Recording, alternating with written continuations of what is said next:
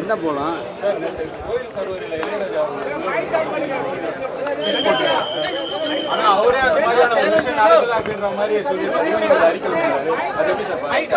அதாவது இளையராஜா இசைஞானி இளையராஜா அவர்களை கோயில் கருவறைக்குள் தடுக்கப்பட்டார் அப்படின்னு சொல்லி தொலைக்காட்சிகளில் அந்த செய்தியின் அடிப்படையில் தான் என்னுடைய கருத்தை நான் பதிவு செஞ்சேன். என்னுடைய கருத்து என்பது நான் ஒரு இறை நம்பிக்கையாளர். எனக்கு ஒரு பொது கருத்து எப்பயுமே இருக்குது. அந்த கருத்து என்னென்னா, இந்த பிரபஞ்சத்தையும் இந்த மனிதர்களையும் கடவுள் படைத்தது உண்மையாக இருந்தால் மனிதர்கள்ட்ட பாகுபாடு கடவுள் பார்க்கக்கூடாது.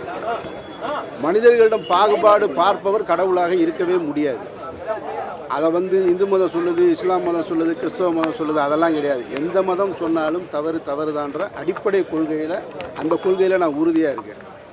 அந்த அடிப்படையில் தான் என்னுடைய கருத்தை நான் பதிவு செஞ்சேன். நாட்டின் முதன்மை அமைச்சராக இருந்தாலும், இந்த தேசத்தின் முதல் குடிமகனாக இருந்தாலும், இசைஞானியாகவே இருந்தாலும் ஒரு சமத்துவம் இல்லாமல் இருக்கு அப்படின்றது தான் என்னுடைய கருத்து. நாளைக்கு ஆடியோ லான்ச் பண்றாங்க. அவருடைய 25வது செலிப்ரேஷன் அதில் நடக்க போகிறாங்க. ஸோ நீங்க அவருடைய இவ்வளோ முக்கிய பங்கு வகிச்சிருக்கீங்க. உங்களுக்கு அழைப்புதல் கொடுத்துருக்காங்களா? அழைப்புதல் கொடுத்துருக்காங்க. வாழ்த்துக்கள், என்னுடைய நெஞ்சார்ந்த வாழ்த்துக்கள் எப்பொழுதுமே இருக்கு. அதை நாளைக்கு முடிவு பண்ணுவோம். வாழ்த்துக்கள். அல்லு அர்ஜுனோட விஷயத்தில் உங்களோட கருத்து என்ன? அல்லு அர்ஜுனை கைது பண்ணியிருக்காங்க, ரசிகர்கள் கூடினதுக்காண்டி அங்கே கைது பண்ணியிருக்காங்க. ஹீரோவை கைது பண்ணுறது எப்படி ஒரு உயிரிழப்பு ஏற்பட்டிருக்கு, அதனால ஒரு கைது. அது வழக்கமான சட்ட நடவடிக்கை தான் மேற்கொண்டதாக நான் பார்க்குறேன். நான் அதுக்குள்ளே அரசியல் இருக்குது. ஒருத்தர் வீழ்த்துவதற்காக ஒருத்தர் கைது பண்ணாங்க அப்படின்னா பார்க்கல.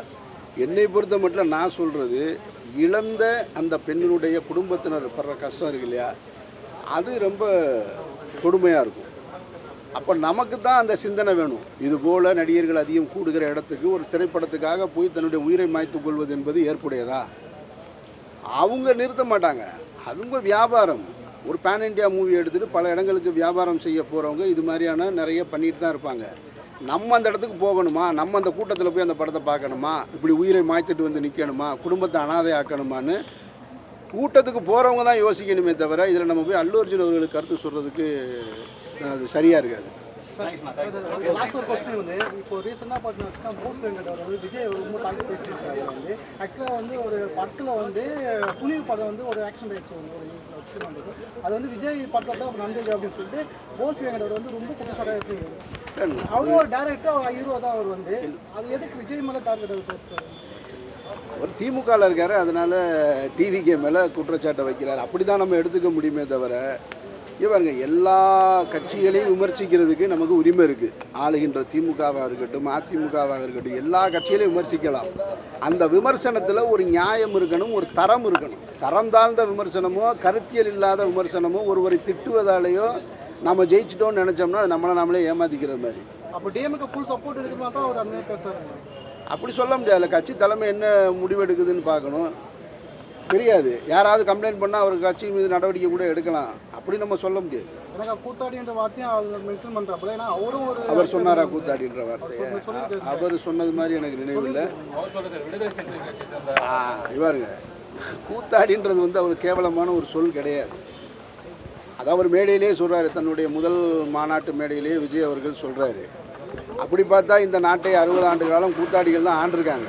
அதனால நம்ம அப்படி அதை கொச்சையான வாதமாக ஏற்க வேண்டிய அவசியம் இல்லை நான் நினைக்கிறேன். நான் கூத்தாடின்னு அந்த வார்த்தையை சொல்லி நீங்கள் கொச்சைப்படுத்த வேண்டியதில்லை. அந்த வார்த்தையும் அவ்வளவு தவறான வார்த்தையாக நான் பார்க்கல. அதை சந்தோஷமாக ஏற்றுக்கிற வேண்டியதுதான். செய்திகளை உடனுக்குடன் தெரிந்து கொள்ள உடனே சப்ஸ்கிரைப் பண்ணுங்க.